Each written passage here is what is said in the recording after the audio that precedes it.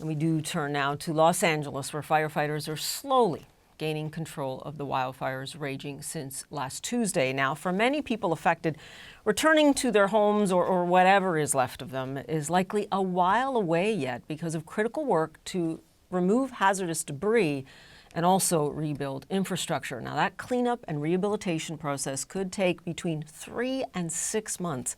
That's according to officials. Kevin Williams is a longtime resident of Altadena, one of the areas hardest hit by the fires. He joins Hari Srinivasan to tell his story and that of the diverse community residing there. Paula, thanks. Kevin Williams, thanks so much for joining us. You are a longtime resident of Altadena, and that's been in the news because of the fires, of course. And I just want to ask, what did the fire do to your house and your home? The house sustained some minor damage, but all the outbuildings, the pool house, the garage, carport, as well as 3 fences were all destroyed. We spent, my son, myself, and next door neighbor spent most of the day just trying to keep the house and save the house, putting up sprinklers and things like that. But it was a harrowing experience, just trying to keep the home itself protected. When did you know that it was time to go? It was about, I think it was about 5 o'clock, 5:30 in the morning. And I sent my wife and son out to the evacuation shelter. And the fire was north of the home. It made a U-turn. And I have some experience with looking at some of the fires, and the fire pattern changed. And I looked down my street and I saw this glow. And then the house about 3 houses down just exploded in flames. There were 40-foot flames. And the flames, it was a big wind gust. We had, 60, 70, 80 mile per hour winds. The wind gust actually knocked those flames over to the side of the street. And I said, there's a time to be brave and there's a time to have some common sense. And I left. Only temporarily, though. I had to tell my wife later the things that were going on, and she wasn't too happy. But, we did what we could do to save our home. If you don't mind me asking, what in those last hours was most important for you to get out of the house, to take with you? There were mementos. I think we took our wedding album, and we took some mementos from families. My relatives, my dad and mom had passed away last year, and there were a few things that were there, and just some minor items in terms of wedding rings and things of that you don't sleep with. So we got those out and clothes, and then we left. You've been in that house for how long? We've been in this particular house since 1993. And you grew up in this neighborhood? Yes. My parents bought a home back in 1965. We moved from Los Angeles. My dad said the neighborhood was starting to change. And he said, well, I need to get my family out to a different area. So we bought a house that was being built out in Altadena. In fact, that house was destroyed by the fire. 1965, we had been in it for 59 years. I'm looking at a picture here, which I think is of your parents sitting in front of a fireplace. Have you had a chance to go by that home that you grew up in? Yeah, that's the one I went down, and the chimney. That's why I think the picture is so poignant. That's the first night that my parents spent in the home. We were in there, and they took the picture in front of the fireplace, and that's all that remains now. Yeah, that's the tough part. Yeah, Mom and Dad were so happy to buy that home, and now it's no longer there. And that's not just a lot of memories. That's an entire community that has built up. Take us back a little for people who don't know the history of Altadena, and especially for African Americans. Why was that special? When we moved out to Altadena in 65, I remember it was February of 1965, and I moved from an area that was all Black in Los Angeles to come out to Altadena. And there were people of all different types of racial groups. There were Japanese, there were a few Hispanics. There was white students who I didn't have that much exposure to when we were in Los Angeles. It was very unique. And I wasn't too excited because there were horses. People were riding horses in the streets, and There were no sidewalks. And we told my dad, my brother, and I said, hey, Dad, we don't want to move out here. There's no sidewalks. So, For a but we kid got from out LA, there. that's the country. Oh, yes, yes. And today, when you look at some of the statistics, what's remarkable is the amount of home ownership by African Americans. How did that come to be? I mean, over those decades, since your dad and mom moved there, why did it become a place where Black Americans and Angelenos felt comfortable? There's this story that on the west side of Altadena is where most of the African Americans had migrated to, because there's really three parts. There's the west, there's the central, and then there's the east. The east side is slightly east of Lake Avenue. It was very warm and inviting. The people were warm and inviting on the west side. So I think it made it really comfortable for people to attend. We attended a church, Altadena United Methodist Church, and there were some wonderful people who really welcomed and embraced us as people of color. And we had like pancake breakfasts, and it was really good. So that was welcoming there. Central Altadena was a little bit different. There was a small mix of African Americans there. And then on the east side, there were absolutely very few, if any, African American families over there. But I think with so many people migrating from Los Angeles, there was a community that was instantly developed. Some of the people who I first met in 1965 are still my very closest and best friends. And what happens? I mean, what's the magic there? I mean, for Black families to put down roots and to take that leap of home ownership. I mean, you're talking about changing generational wealth patterns. Right. It was property values in Los Angeles were starting to change. And it was really, if you look at it, like I said, we moved in February of 1965. The Watts riots occurred in August of 1965. So when my dad bought the house, when he first bought the house, when he and my mother got married in Los Angeles, they bought it for $9,000. We were able to leave and sold it for $12,000. I mean, if you can believe that. We moved out to Altadena, and I remember my dad saying, hey, we're going to buy this house, and it's $32,000, but I'm going to go down to the realtor and see if I can talk him down a couple $100. I said, Dad, what's a couple $100? He said, son, you don't understand. That may be lunch money for somebody, or so it's something substantial. It was just a better life. I mean, you're going from the inner city out to the suburbs, and Altadena really is a suburb. It was a unique experience. It was very I don't know. I'm trying to adjust my emotions. I talked to a friend recently, and he says, Kevin, how you feeling? I said, I'm in an emotional limbo because I'm looking back at 1965 and some of the early years, and I'm thinking, man, this was so warm. To go back and see just utter devastation, it's tough. It really is tough. I'm I'm trying to withhold my emotions right now just for that very reason. Kevin, what happens after we stop doing the interviews, after the camera crews roll away, and you and your neighbors are still in this, what I would call grief? That's something that not a lot of people are talking about right now. You're right. There's a lot of interviews, there's a lot of camera, there's a lot of people around there. And then we have to come back to community.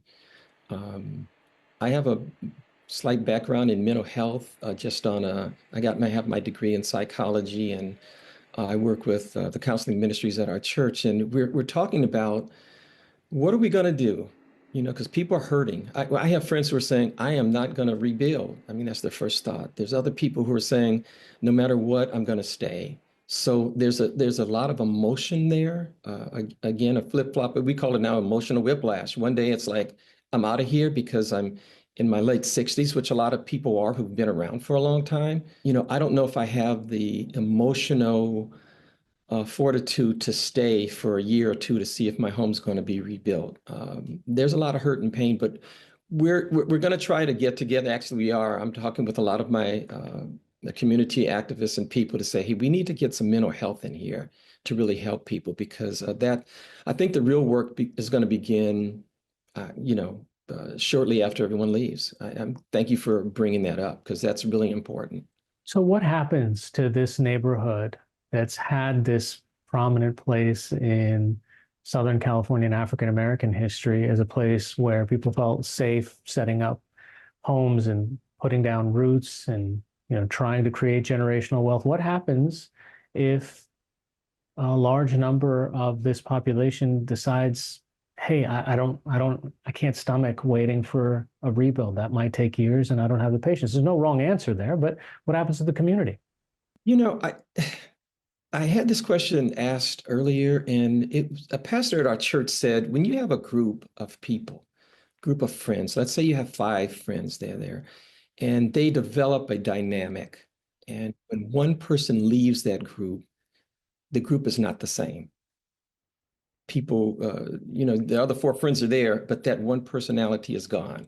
When you remove a group of people, in this case, African Americans who have been there for a long time, it's changing the tenor of the community. It's not the same. It's just not the same for us because there's a loss of us and the home ownership and the legacy. And we're trying to, again, I'm in conversations with people who say we just can't let that happen. We have to maintain that sense of the legacy, the strength. It makes the community a strong place when you have all parts and all people, different races and background in a community. Altadena is a very unique community. It's a lovely place, just lovely. I can't even describe the devastation that's occurred in and the calm and serenity that was there before this disaster took place. Do you think it'll come back? I hope. I don't know. I mean, how do you rebuild a community where homes have been around for over 100 years? My wife and I take a walk almost every morning we live right off of a place called Christmas Tree Lane. And I think when they were doing some early shots of the fire, most of the footage was coming from about a block and a half away from where we live. And we normally go east and north up towards the foothills. That area was almost totally destroyed, but there are pine trees, there are deodora trees. It was a calm. I don't know how you build that back with these homes that are there that have been around 100 years. How are they going to replace them? Is somebody going to come and put in a modern home? Because there are a couple, I say modern homes, they were built in the 70s. And those we call those moderns in Altadena. But there's many homes that have this just beautiful character, English Tudor, Spanish stucco. How do you bring that back? I don't know. I'm not sure. I hope that people, when they rebuild, take that into consideration because that is a part of our community. As we're having this conversation, there are still some fires out there, but it also seems to be, the beginning of finger pointing season. People trying to place blame on how this was mismanaged or what could have been done better or could this have been prevented. You lived through it. You stood there through those 60, 70 mile an hour winds. Is there something that could have prevented this? I have a background in insurance, and we used to take classes in terms of fire prevention and what happens in a fire. And there's a thing called a firestorm, which people don't understand. The fire makes its own weather. Early in the fire, I was driving towards the east side where much of the devastation was. And I looked up towards the foothills and I saw this tall palm tree. And about all of a sudden an ember came and it attacked the trunk of the tree at about 50 feet, 60 feet high. And within moments, it turned from a little ember to a bright flame. And 10 seconds later, it just exploded the embers from that tree and went out in multiple different directions. And I'm not talking about small embers. I'm talking about embers the size of, 3 and 4 inches. And then the 80 to 90 mile an hour winds. I don't know how you stop that. There could have been a fire engine on every street corner, and I'm not sure how they would have stopped it. I mean, this is unprecedented. 90 mile per hour and 100 mile per hour winds.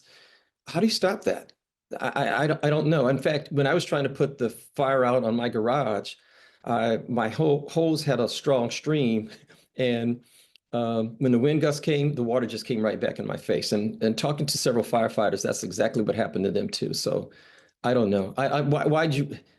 People are angry and I don't blame them for being angry. And you have to point your finger at somebody in the cycle of grief, but I don't know what that solves really.